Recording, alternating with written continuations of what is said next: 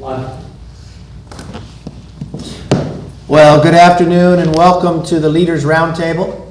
For the next several weeks, I'll be hosting roundtable discussions with members of Congress and Americans who will bear the brunt of the Democrats' dangerous reconciliation proposal. Remember what Pelosi told us before.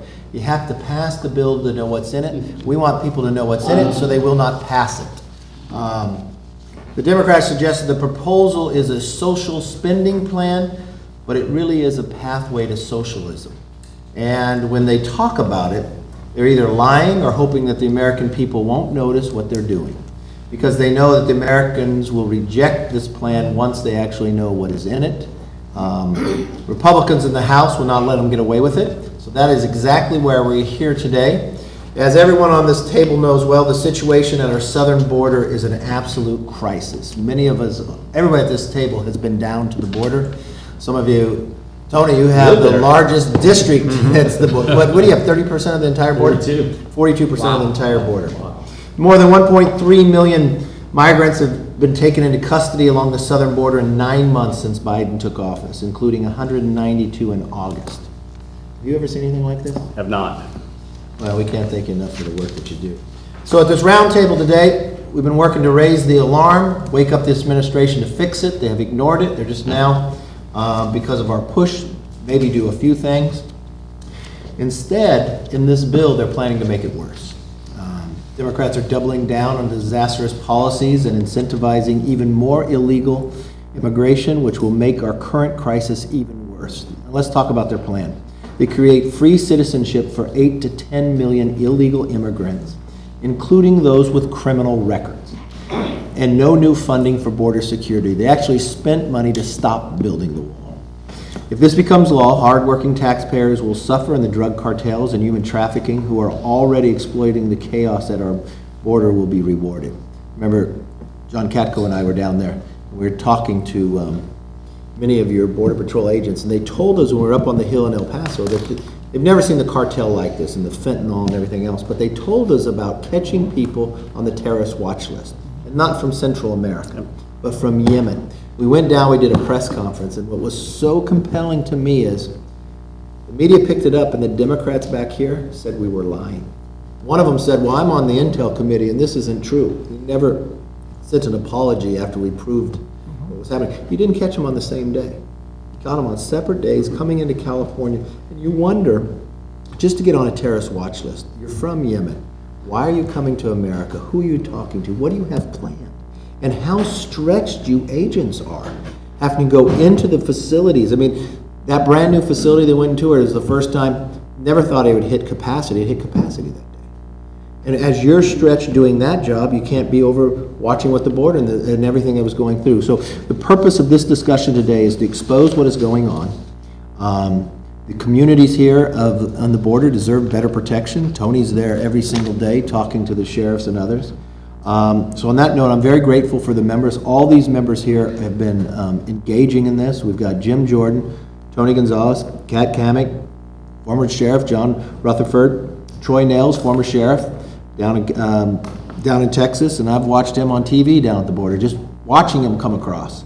And John Katko, who is our ranking member, he's been across this country for Homeland Security. This has really been what he's been driving day in and day out. We got Brandon, we got Sheriff with us too, and the mayor, and so I want to have everybody give some opening statements, and then I want to have a discussion. I want this to be really to the American public, what is going on, what's in this bill, what are the challenges. We haven't seen anything like this before, but how can we protect ourselves, because we know it's possible. We know we just, a year ago, we had this border protected, and just how far we've come. So let me turn it over to our ranking member, Jim Jordan. Thank you, Leader. I want to thank everyone for joining us, and particularly Brandon, the great work that you've been doing and your team. So the Democrats and the Biden administration in the Remain in Mexico policy, they stopped building the wall and actually are paying people not to build the wall. And then we found out, 1.7 million illegal encounters on our border this year alone, a record number. And I always point out this, too. Remember, each month has gotten worse. March was the highest month on record until the month of April. April was the highest month until the month of May. May was the highest month until the month of June. June was the highest month until in July, when there were 212,000 illegal encounters on our southern border. August was just as high, almost just as high, 208,000. And we haven't got the newest numbers. Normally we get them on the 10th of the month, of the following month. So we haven't got September's numbers. They were supposed to be with us 11 days ago, but for some reason, I don't know why, the Biden administration won't give me those numbers. And now, to add insult to injury, what did the Democrats put in the reconciliation bill? Amnesty, as the leader mentioned, for 8 to 10 million people who came here illegally in every category: essential workers, TPS eligible, DED eligible, dreamers, you name it, but it totals to 10 million people. So this is why we have to stop this legislation and keep telling the American people that the only conclusion any rational person can reach, anyone with common sense can reach, is this is deliberate. This is intentional, what this administration and the Democrats are doing to our border, and the reconciliation bill will only exacerbate an already chaotic situation. That's why it's so important. Thank you, Jim. I want to go to Tony. You represent 42% of the entire border of the country. Yeah. You're seeing firsthand what the fentanyl is doing, Yes. the cartels, the Yes. security to these schools, and you're hearing this isn't a partisan issue. You're No. hearing from elected Democrats that Right. are concerned about what's happening in their cities. Yeah, look, Jim is exactly right, and many of us have been to the border. I know you went there early on, very early on, and everyone will tell you nothing has changed. It's only gotten worse. Things aren't getting better, and this administration to come out and think amnesty is the solution to it, it's the exact opposite. All it's going to do is encourage this chaotic situation to happen even more. Look, I appreciate Brandon being here, the Border Patrol. I mean, y'all have done an amazing job. I've been there over and over again, and I've seen the look on everybody's face as they just fighting. And it reminds me a lot of my time, like in Afghanistan, where you're fighting this war and you're in the trenches, and the only reason you're coming to work is the people next to you, right? You want to kind of keep that going. Sheriff and the mayor, I mean, y'all see it firsthand. You are literally on the front lines. Don McLaughlin has my number, and he probably texts me 3 times a week on what is happening. So I appreciate everything you're doing. Look, what is happening down on the ground? I mean, this is the sad part that I think this administration has completely missed. So last week, and this is just one of thousands of stories, last week there was a family traveling through Eagle Pass on a train, right? It was a 27-year-old husband, or 27-year-old male, female, and their daughter, right? And they're jumping off the train, and what happens? The husband loses his arm, the wife loses her foot, and the 1-year-old baby little girl, loses parts of her hand. These are the stories that don't make it out. When this administration encourages amnesty, this is what it encourages. I wish this administration would talk about merit immigration, right? Get back to that form of it. Get back to that. The last thing I'll say before I turn over is, as I've walked through these places, I see folks that are small business owners, or they're doctors, or they're professionals, and you can tell that they've given up everything at a chance of a new life. They don't believe in cartels. They don't want to do this route, but the administration has not created a legal route for them to come. So they have to come through this dangerous, illegal route, and it's only getting worse. Thank you, Tom. Sure, go right ahead. Sorry, Ron, thank you very much. I appreciate it. You know, it's, you see Brandon here and what he's been through. He's been a tremendous source to us. I just want to give you some facts and figures from the border, because everybody else has got great stories to tell you, sad stories, but the terror watch list is a very serious thing. And we have had secure briefings, and we were in those secure briefings, so we know the number of terrorists that have been caught at the border on the terror watch list that have been caught at the border this year. We're not allowed to disclose them publicly, not because they're classified, but because they've designated law enforcement sensitive. I started thinking about that. The figures themselves, they're saying are law enforcement sensitive. We don't care about disclosing the underlying facts, just the number of people they've caught at the border. Then I started thinking about FBI crime statistics. They issue those every year. Your sheriff, I'm sure you issue crime statistics every year. That is not law enforcement sensitive. They don't want those numbers to come out because they're frightening. Yes. They're absolutely frightening. And the outgoing Customs and Border Protection chief did say publicly that the number of people caught at the border is at unprecedented levels. So we know that that's for sure. We can talk about that publicly. But we can't even get this Department of Homeland Security to turn over that information. So that's something to digest. Another thing to digest, the last 6 months in a row, they've had at least 210,000 people seized at the border. Who's getting rich from this? The cartels. Cartels charge at a minimum $4,000 a person, all the way up to what they charge for Chinese to smuggle across, 50 to 70,000. So let's just say the bare minimum of 4,000. If you get 210,000 caught at the border, times 4,000, that's $840 million a month that's going in cartels' pockets before they deal 1 ounce of drugs. And really, it's obviously much over. That's probably well over $1 billion a month.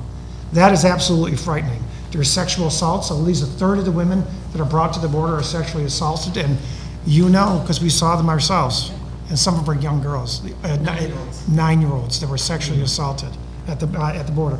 And the last thing I'll say before I pass it over is, there's a national security component to this. Okay, the number of terrorists, people on the terror watch list that were caught. That's not the ones who got through, because gotaways every month are tens of thousands of individuals that we know of. Okay, every month.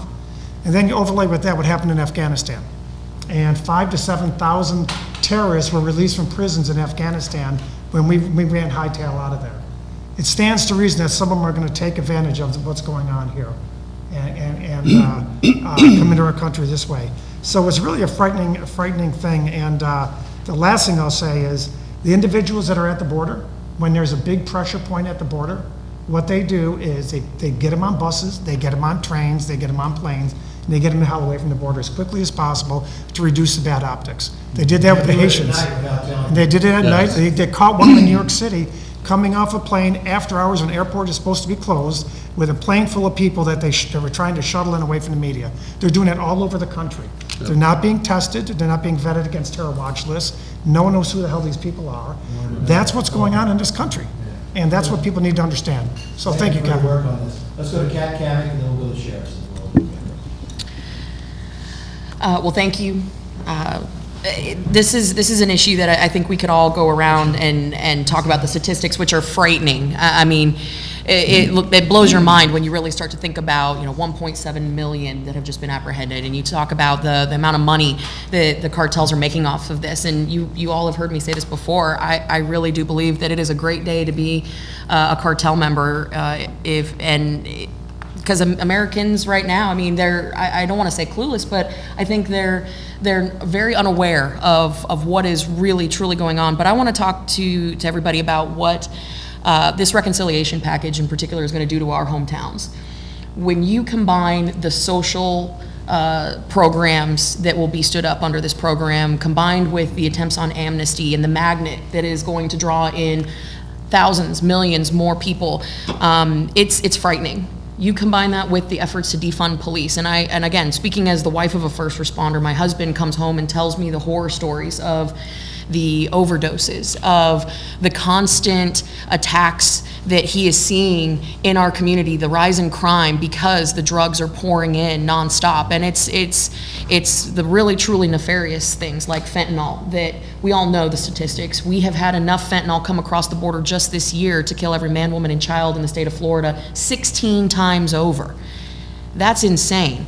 And when you talk about the crime, the criminal elements, we know that there's 350,000 plus known gotaways.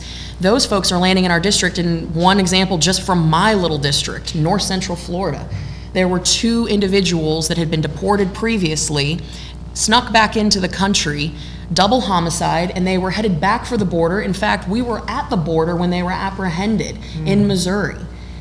These people are coming in, dealing in narcotics. The crime that is happening in our communities is a direct result of this administration's open border policies. And if you combine that again with the defund police movement, we all know that you can't protect your hometowns if you can't defend the homeland. And so this reconciliation bill is not just going to tax and spend us down the drain. This is going to make us more vulnerable than ever. And so that's why we have to start really screaming from the rooftops about the dangers of what these social programs are going to do, not just dollars and cents, but the effect that they're going to have in our hometowns. Sheriff Rutherford. Leader, I'll start off by making 2 points. Number 1, this is not a failed policy.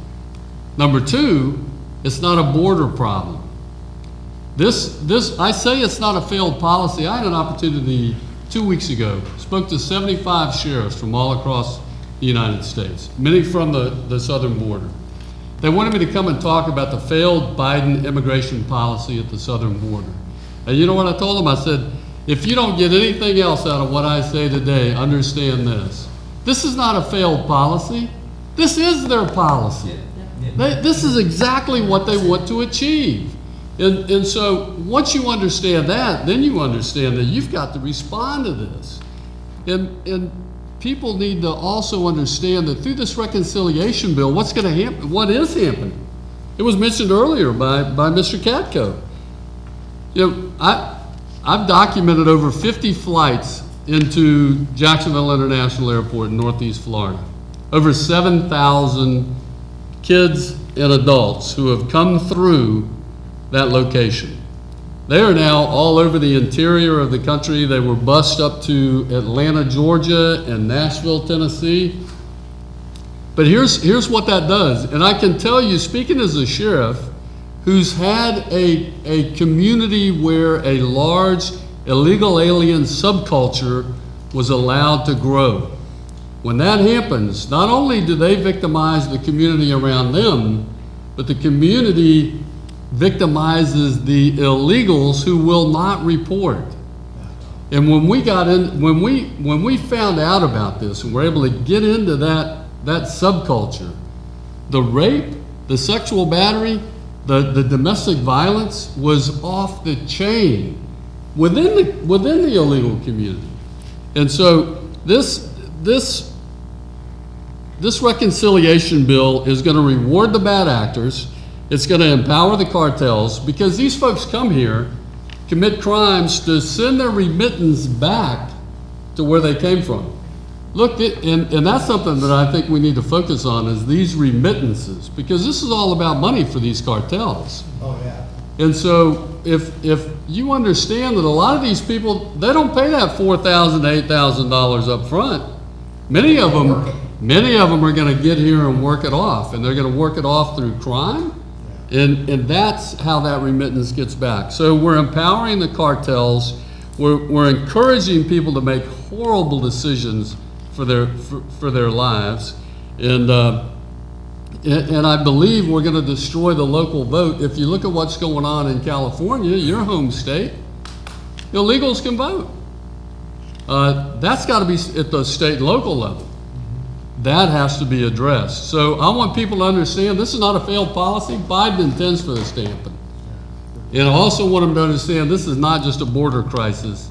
This is a United States crisis. All over this country, cities are going to be impacted by this reconciliation bill. Sheriff Troy Nehls. Sheriff, that is so well said. All of the colleagues here, well done.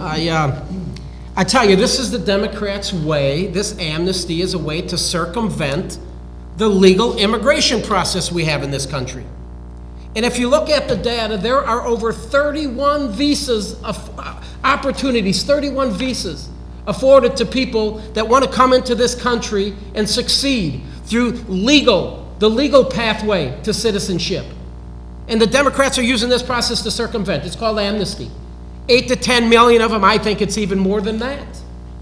And I tell you, Sheriff, I'm eyeballing you up there, serving as a sheriff for 8 years, and the number of cases that I've had where some of these individuals that are here, these illegals that harm our people in our counties, kill our people in our counties, and then we book them there, Mark. We book them, we put them in our jail, and what do we discover? They've been deported once, twice, 3 times. I had a knucklehead that killed a lady in my county, and he was deported 8 times. 8 previous times. And now we're talking about providing waivers for some of these criminals. If that knucklehead gets a waiver, I guess with this policy, I guess it wouldn't surprise me with this administration. But I agree with you, Sheriff. This is all orchestrated. This is a planned event. They're coming through by the thousands. They're coming through with his T-shirt on. So you provide amnesty, pathway to citizenship, they're all vote, sprinkle them through our 50 states, focus on the toss-up states, and it's over for the Republican Party, honestly, when you think about it, if you give everybody pathway to citizenship. But what it's truly doing, it's hurting the American people. The American people, this administration doesn't put us first. The administration is placing the American people last. I think about criminals. I think about the drugs, opioids, meth. Opioids now have surpassed car crash fatalities every year, and it's a sad state of affairs. Thank you all for what you're doing. Thank you, Sheriff. Well, thank you. I want to go to Brandon Judd. You're on the front line. The President of the National Border Patrol Council, you hear day in and day out. Here the Democrats are proposing trillions of dollars. Trillions of dollars. There's nothing in here to secure the border. From your understanding, you know it firsthand, what will happen if this bill passes and 8 to 10 million people are going to get amnesty? Tell America what is going to happen next year? I'm going to address that question, but Sheriff Dannels, it's great to see you. He's in my backyard right there. He's in my county, my sheriff. He literally looks like he's in your backyard. Mayor, good to see you. I really appreciate being here. I've actually, for your constituents, I prepared a statement. I think it's a very important statement. I'd like to read that statement, and then I'll be happy to answer your questions. But the first thing that we have to understand, we are the most compassionate country in the world, and based upon the blessings of a loving God, blessings He would bestow upon any country whose people are willing to fight for freedom, we should be the most compassionate country in the world. And if I didn't believe that you felt that way, I wouldn't be here today. I wouldn't be speaking with you today if I didn't believe that you also felt that we should be the most compassionate country in the world. We're also the greatest country in the world. Our greatness is based upon our freedoms derived through a divine constitution and Bill of Rights and protected by a steadfast belief in and adherence to the rule of law. While I believe we are the greatest country in the world, our current trend to cast aside the rule of law is challenging that notion. In fact, our blatant refusal to follow and enforce our laws is causing chaos throughout the country, and our children are being harmed and our freedoms are suffering. I open with these statements because we cannot have an honest conversation about amnesty without discussing the consequences of casting aside the rule of law. In February of 2017, I accompanied several U.S. senators and congressmen to a ranch in South Texas. The purpose was to see firsthand the damage to private land caused by illegal immigration. During the visit, and even though amnesty wasn't being discussed in the halls of Congress at that time, the ranch owner implored the elected members not to introduce a bill that would grant amnesty. She said whenever amnesty is merely discussed, she sees a huge influx in illegal immigration across her land, and she finds dead people who apparently couldn't keep up with the group and who were left to die by the smugglers. In my continuing 24 years in law enforcement, I too have witnessed the effects of the amnesty discussion. I too can attest to the fact that anytime there is a perceived reward for violating our immigration laws, the number of illegal border crossers increases exponentially.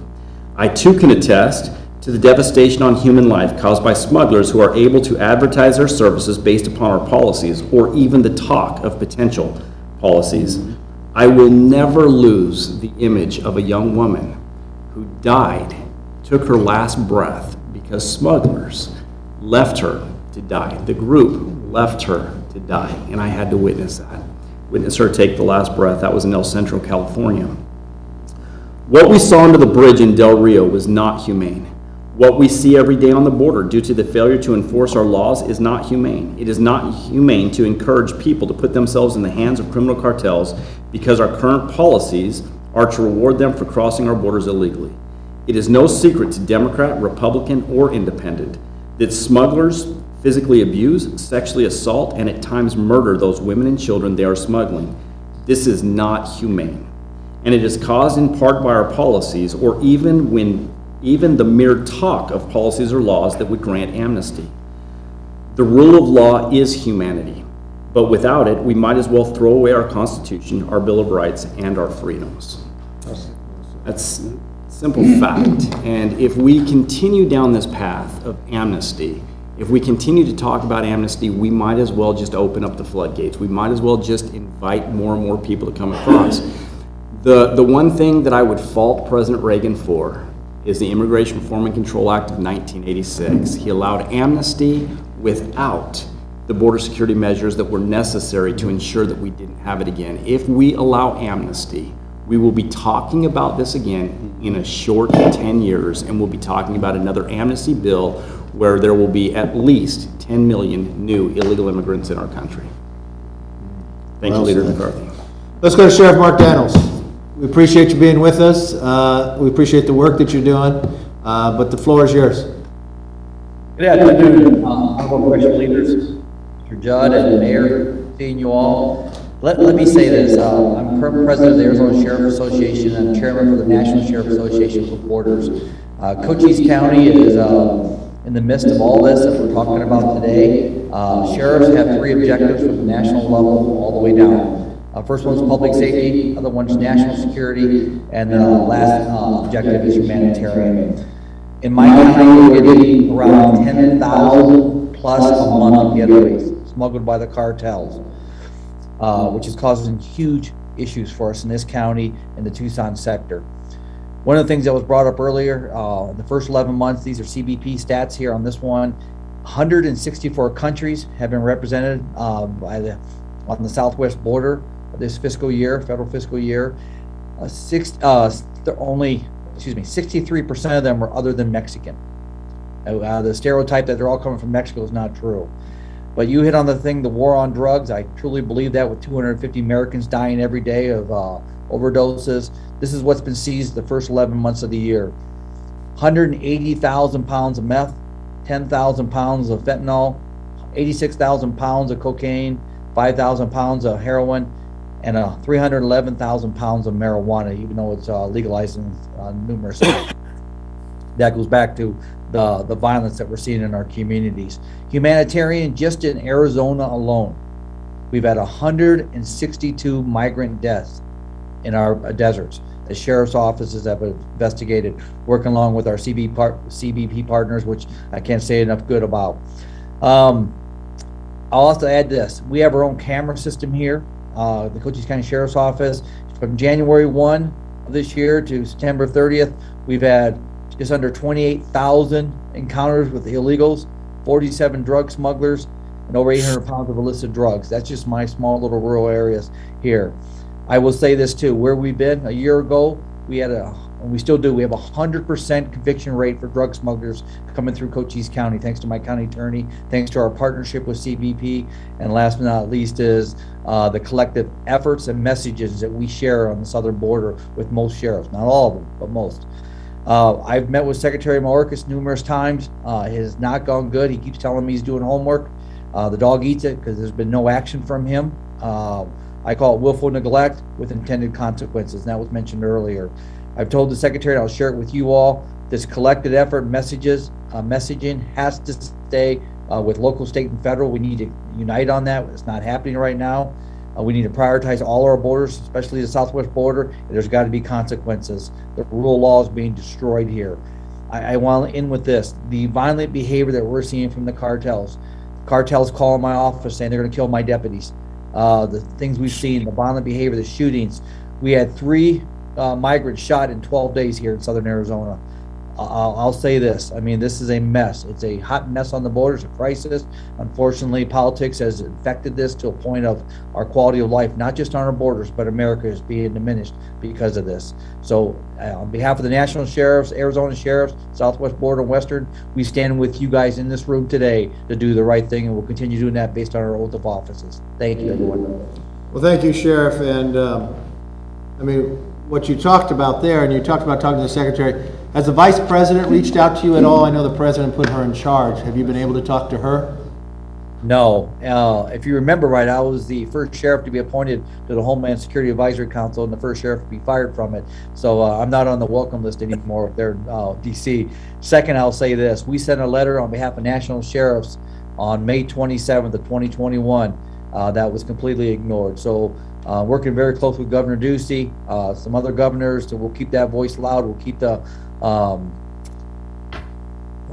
steadfast on what we need to do, and that is our oath of office and protect America.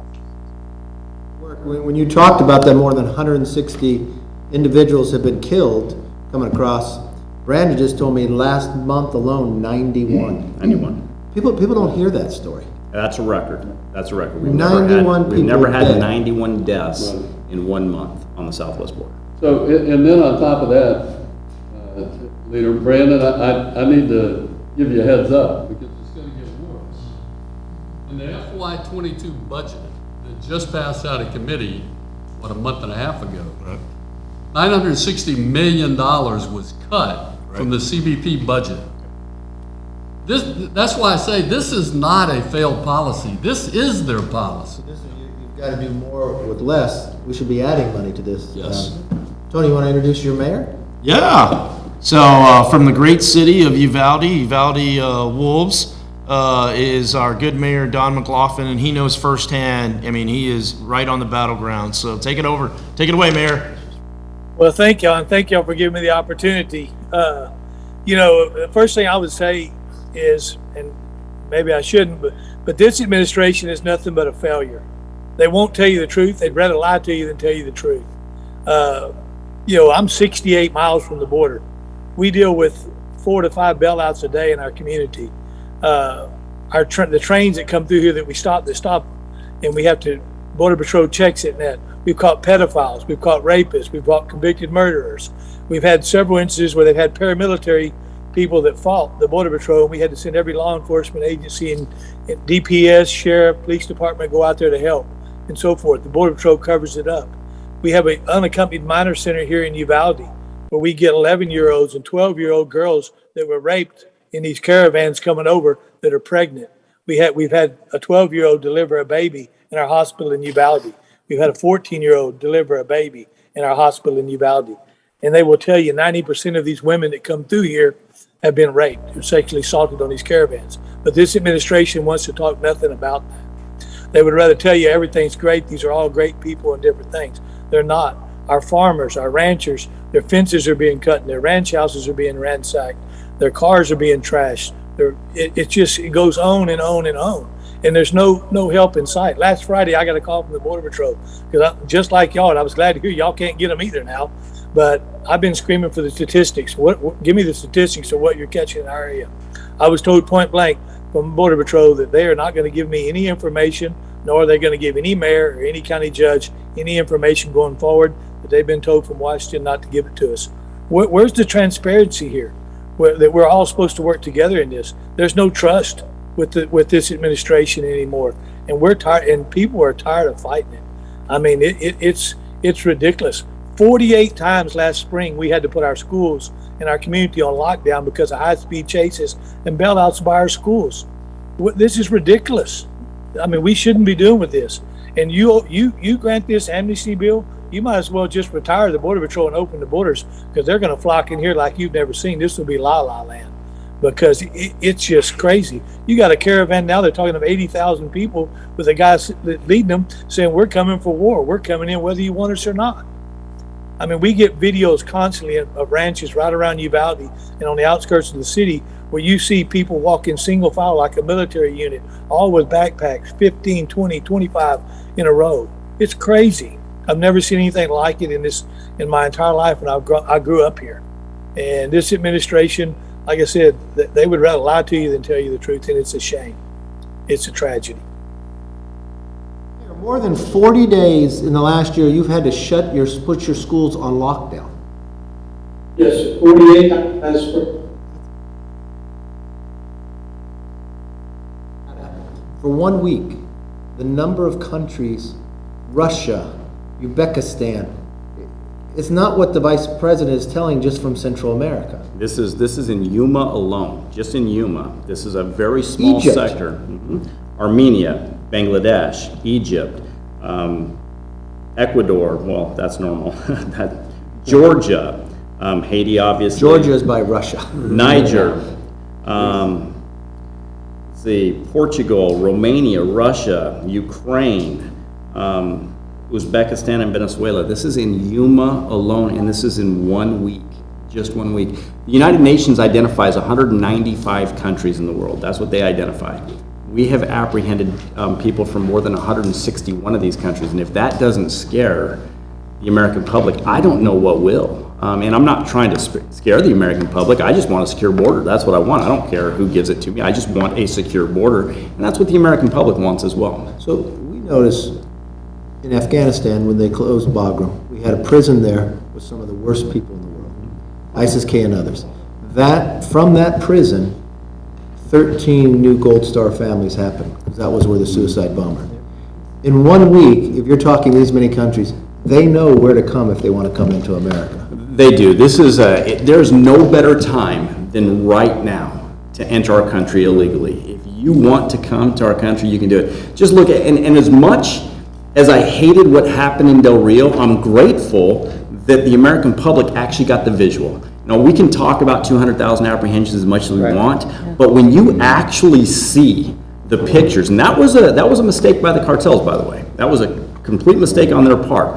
But when you see those pictures, it allows the American public to see exactly what's going on. But we had to pull our resources from that entire area to go under the bridge. We basically left 220 linear miles pretty much wide open. Sheriff Dannels, if it wasn't for his deputy sheriffs right now in Cochise County, and he covers the Douglas station, the Naco station, and the Sonoita station, if it wasn't for his deputies right now, our border would be completely and totally open because the vast majority of our agents are in processing because of our open border policies right now. What we saw in Del Rio, we're only going to see over and over again. I mean, when there's 100,000 people in Mexico, as we speak, getting planned to leave that caravan on the 23rd, this Saturday, and you have an administration that is sending a bat symbol out for them with this amnesty proposal.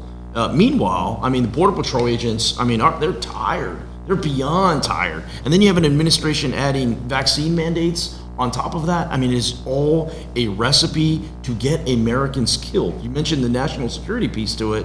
You know, I met with the foreign minister of Panama 2 weeks ago, and she tells me they've apprehended 52 people associated with terrorism in little old Panama. What does that tell you?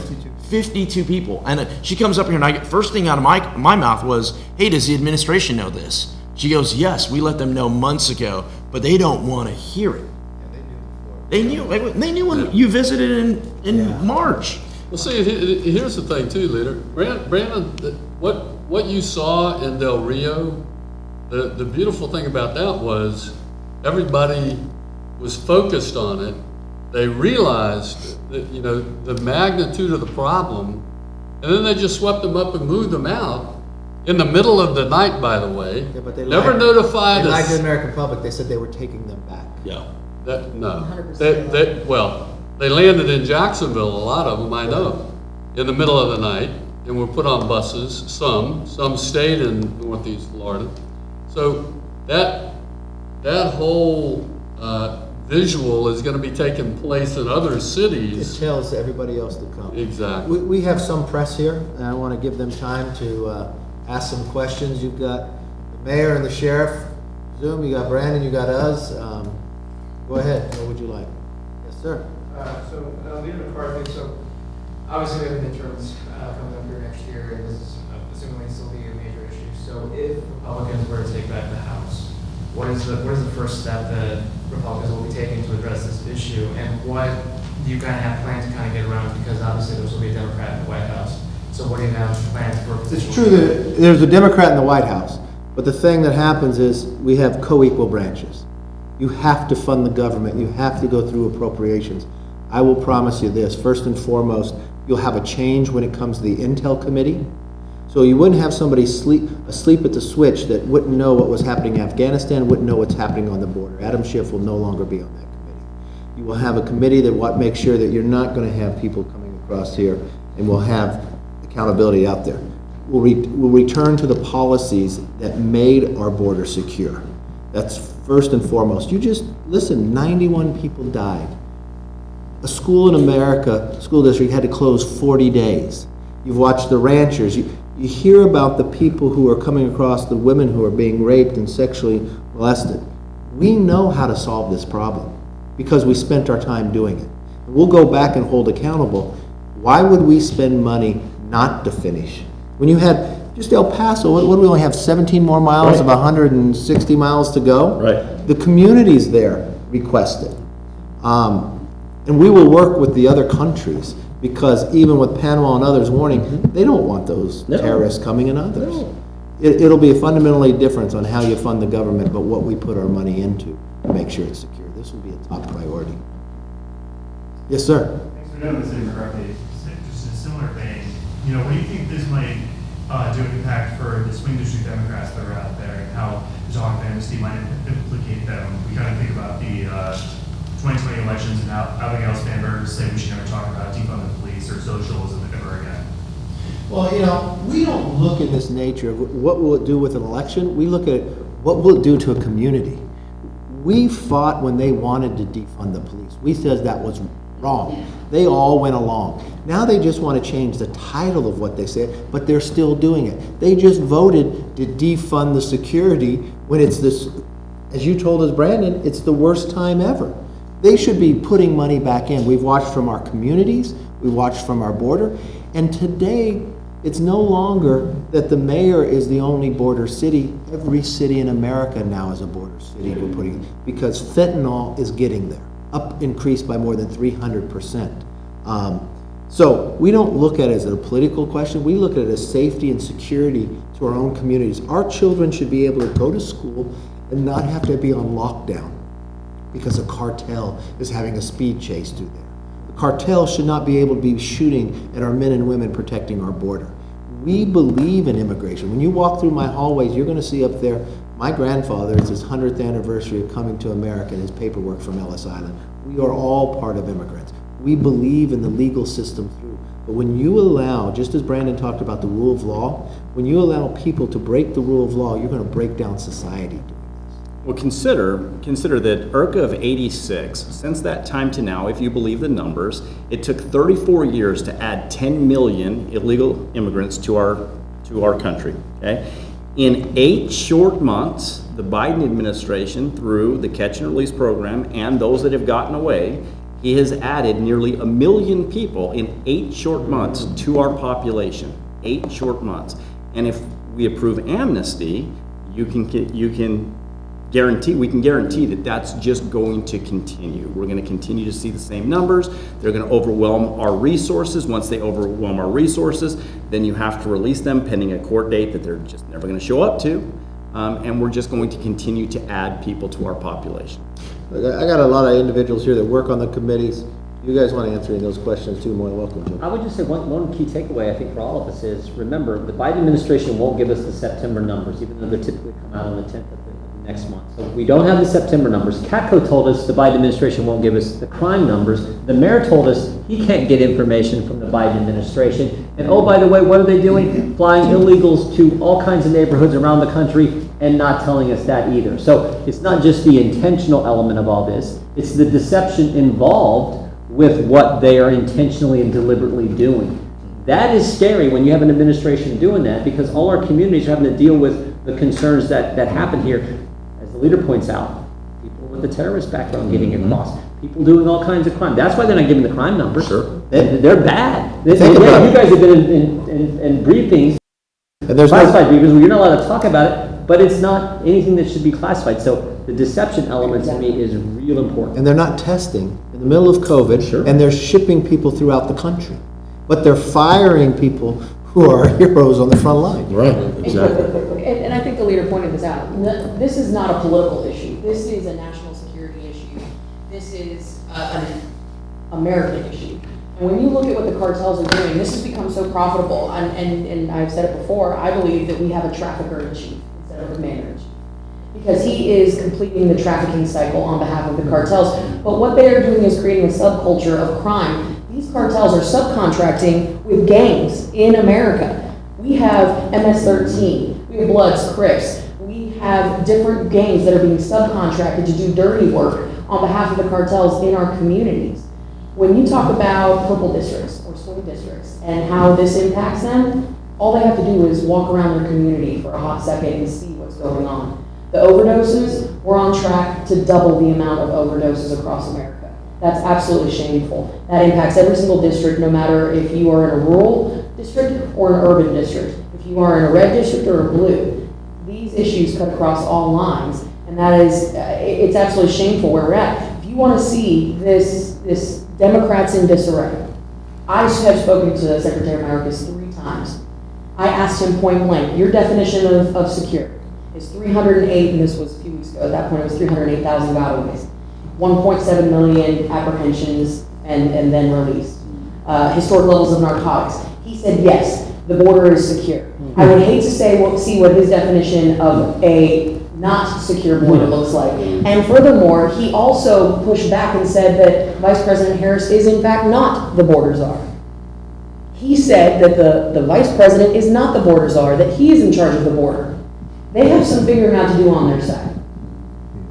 Other questions? You touched a little bit on this earlier, but are there a couple things that you need to see happen at the border before you're even considering negotiating with the Democrats on this crisis? Well, first and foremost, you need to secure it. We're watching, remember what the memos we now found from the White House? They knew they needed to remain in Mexico, but they wouldn't do it for political pressure. Why continue to lie to the American public? Why, if the president puts the vice president in charge, don't laugh about it. Go down there and listen to the mayor, listen to the sheriff, and get the information. I mean, Tony lives this every day. Jim as well. What do you? Very simple, very simple. If this administration does not secure the southern border, they will get crushed in the midterms. It's that simple. Amnesty doesn't help at all. All that does is ensure that they're going to lose even more seats, if you will. Every border expert I speak with, regardless of party or anything, tell me the exact same thing. We need three things in order to secure the border: a wall, a barrier, a physical deterrence. One, right? A wall, so build the wall. Two, technology, sensors, drones, more technology on And it. you've seen those down there. Yes, where and they work. I mean, very remote parts of the border, you need those things. And three, arguably the most important, is boots on the ground. You need to increase the number of Border Patrol agents we have. Those three things is how you secure the border. And then you start talking about immigration reform and all these different things. But unless they secure the border, Joe Biden is going to get crushed. And you know what's happening? It's just like the Democrats' other policy of defunding the police.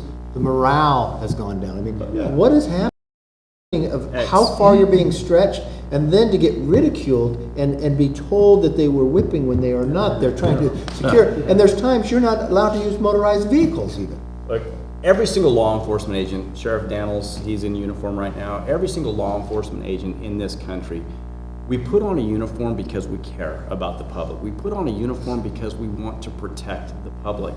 When you have an administration that does not support your mission or cares about the public, it becomes very difficult. But if it wasn't for that desire to protect the public, it would be impossible to put that uniform on. But I'd like to address that question.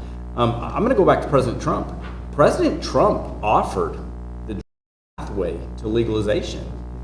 The Democrats wouldn't give it to him. The Democrats would not give him what was necessary to secure the border. Speaking to Tony, I'm going to talk to Tony Gonzales' point, Congressman Gonzales' point. I'm going to save taxpayers money. I don't need boots on the ground. I don't need more infrastructure. I don't need more technology. I need policy. If you give me policy, I can secure the border. It's already been proven. And by the way, that doesn't cost a taxpayer a single dime. But if you're not going to give me policy, then yes, you're going to have to throw billions of dollars of taxpayer money at the border, and it's still not going to do any good, because we're just going to release them anyway, because they're going to continue to overwhelm those resources. Policy is the number one issue, and we can secure the border, and by the way, it doesn't cost your constituents. Very good point. Any more questions? We want to thank you for coming. I want to thank the members. I want to thank Brandon. Sheriff, Mayor, do you have anything else you want to add? Thank you, guys. Oh, thank you for that. Being fired, Thank you that's for all actually you good. Thank you all. for hosting this. Thank you very much. Appreciate it. We appreciate it.